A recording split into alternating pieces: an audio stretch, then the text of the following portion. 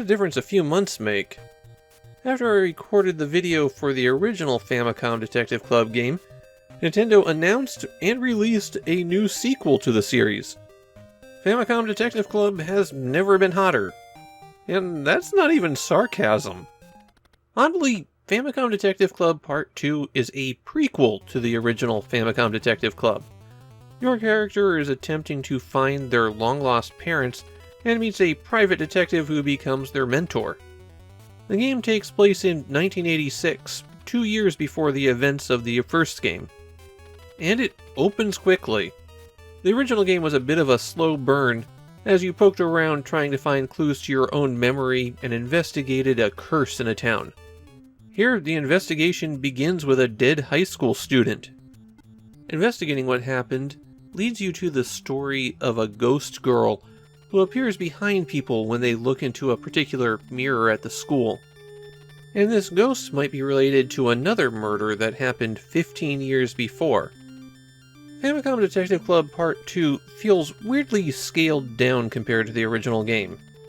Fewer locations, fewer characters, but they are all a lot more chatty.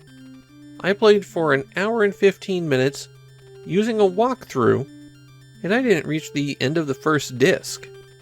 Just like the original Famicom Detective Club, this was released on 2 discs, and the discs came out a month apart.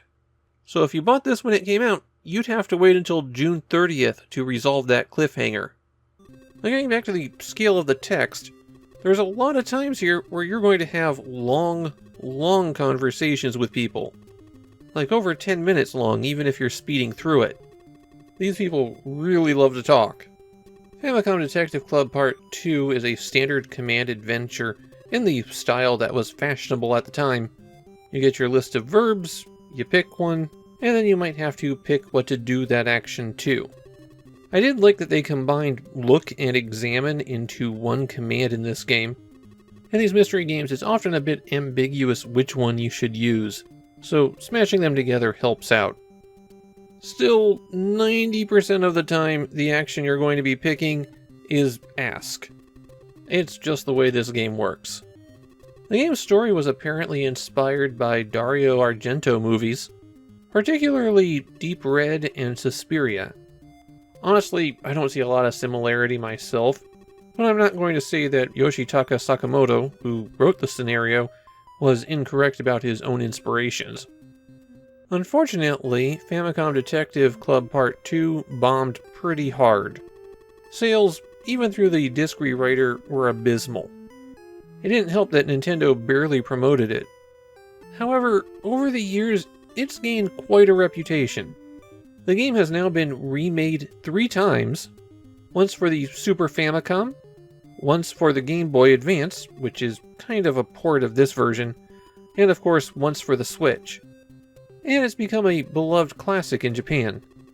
Still, those super low sales put Famicom Detective Club into a state of suspended animation for a while. A third game was made for the Super Famicom and released through the Satellaview service, Nintendo's satellite broadcast system that could transmit games. This third game is essentially lost media because it relied on live audio that was broadcast as you played the game. My feeling on Famicom Detective Club Part 2 is that it's the weaker of the 2 Famicom Disk System games. I feel that the first one is a bit more atmospheric, and the plot's a bit better structured. But that said, if you've played the first one, you'll probably want to play the second, and you'll have a good time with it. This is one of the better mystery adventure games from the 80s, it's just I'd play the games in order.